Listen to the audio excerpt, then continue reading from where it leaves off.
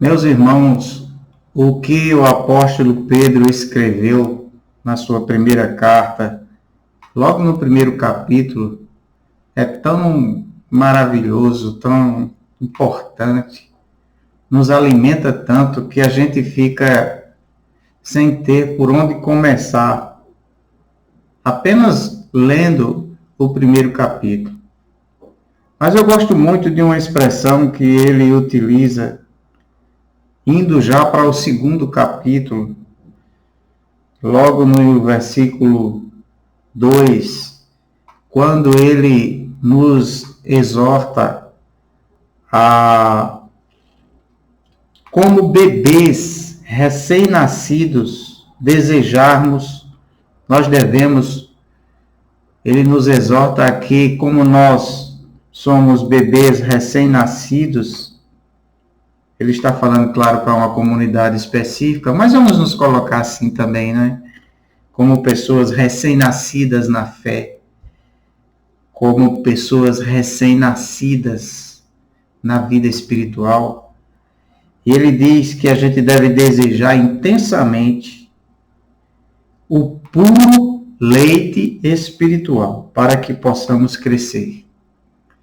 Então veja, aqui é uma comparação, uma analogia interessante.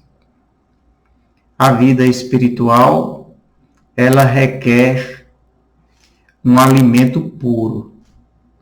Hoje nós estamos vivendo, sempre aconteceu, mas hoje, mais do que nunca, a gente está vivendo uma verdadeira contaminação desse leite puro do Evangelho, né? O que tem se introduzido de ingredientes tóxicos, não é, de água para tirar a sua consistência misturada a esse leite, né? O que se tem contaminado os princípios do Evangelho de Jesus Cristo não é coisa pequena nos dias de hoje, não é? Então, o apóstolo Pedro diz aqui que para nós crescermos, que aqui é outro princípio, né? Se nós podemos crescer espiritualmente, nós não precisamos ficar estacionados, nós não podemos retroceder, nós temos que crescer. Esse crescimento, ele diz, traz a perspectiva da gente experimentar a bondade de Deus, a salvação de Deus plenamente, de modo pleno. Então, veja, nós estamos sendo chamados a crescer, mas para crescer a gente precisa do leite puro. Não é? Desejar ardentemente o puro leite espiritual, para que por meio dele a gente vá crescendo. Aí, lendo antes, no capítulo 1, aqui eu me referi inicialmente, Pedro, ele diz, não é, que nós devemos preparar-nos para a ação.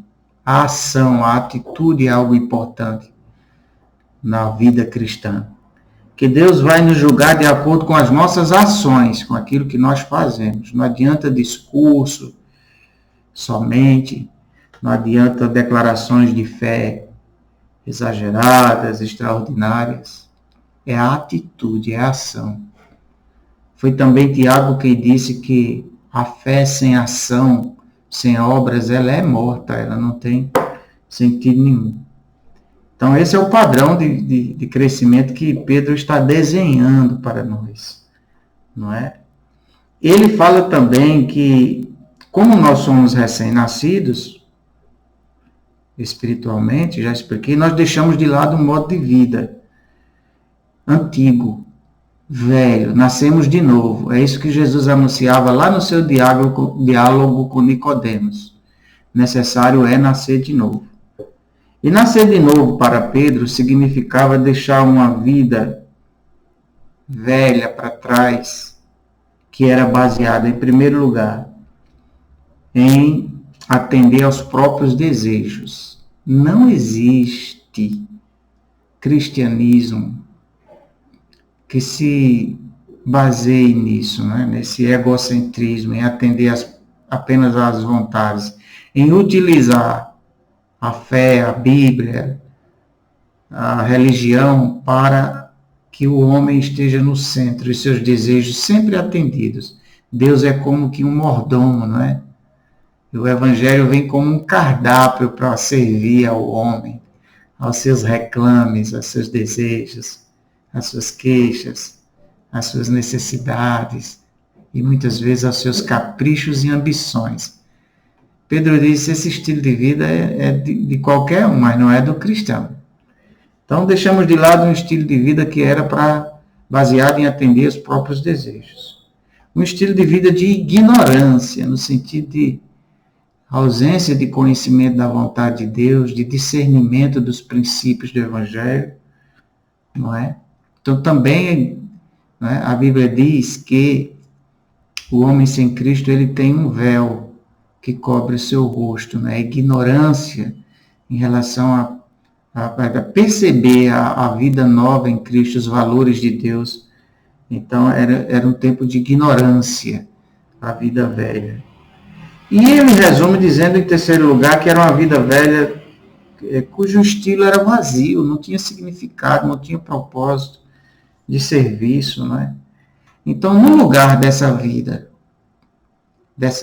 antiga, que morreu, quando nós nos aproximamos de Cristo, essa vida baseada nos próprios desejos, na ignorância e vazia, no lugar desta vida velha, nos é proposta uma vida ainda conforme está tudo aqui no capítulo 1 de Pedro, coisa maravilhosa. Uma vida em que a gente deposite a nossa fé e esperança em Deus, que tenha como alvo o amor fraternal sem fingimento. Amem uns aos outros sinceramente de todo o coração. Isso é objetivo, é uma ordenança. Não tem a ver com sentimento. Então, a Bíblia ensina sobre a prática desse amor. Pois vocês nasceram de novo, não para uma vida que pode ser destruída, mas para uma vida que durará para sempre, porque vem da eterna e viva palavra de Deus. Para isso que nós nascemos de novo. Então, essa vida para sempre, eterna na palavra de Deus, ela está contraposta, ainda segundo Pedro, a uma vida em que ele diz assim, os seres humanos são como capim, sua beleza é como as flores do campo. O capim seca e as flores murcham, mas a palavra do Senhor permanece para sempre. Livrem-se de toda maldade, de todo engano, de toda hipocrisia, toda inveja e todo tipo de difamação. E aí é onde ele chega no leite puro, né? Porque por nós mesmos, nananina não, nós não temos, né? O Senhor Jesus Cristo disse aos discípulos, a carne para nada aproveita. Não há habilidade, capacidade própria em nós para vivermos esse padrão de vida proposto por Pedro, não é? Não é. Há algo que também está contemplado lá na conversa de Jesus com Nicodemos, quando ele disse, já me referi a isso, que era preciso nascer de novo. E o Senhor Jesus Cristo disse, olha, quando o Nicodemos perguntou, como pode ser isso? Não pode. Quem vai conseguir isso?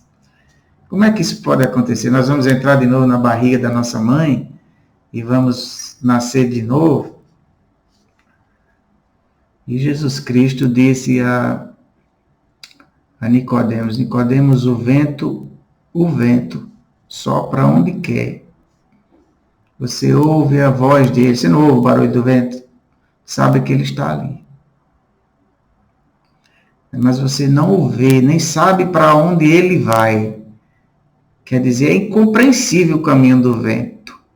Não é? Você não sabe para onde ele vai. Sabe que ele está se mexendo, fazendo as folhas balançarem, as árvores, não é?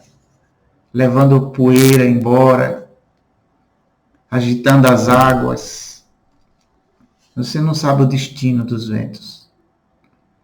Você não compreende racionalmente. Jesus Cristo disse assim, é o homem que é nascido de novo.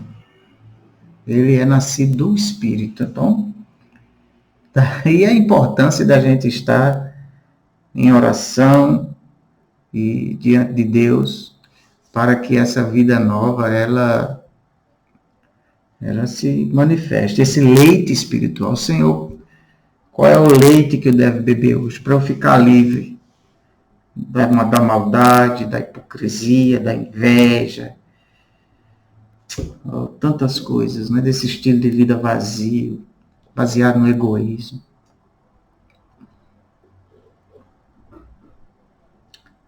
Para que eu possa crescer na direção da plenitude da vida em Deus. Essa é a proposta de Pedro. E tem uma semana que eu estou olhando para isso. Escrevo ali no meu quadro, pedindo ao Senhor que a minha mente esteja orientada para isso, e não posso deixar de compartilhar isso com os meus amigos e irmãos queridos. Um abraço a todos.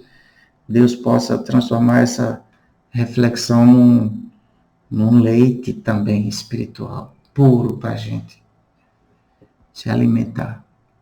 Um abraço a todos.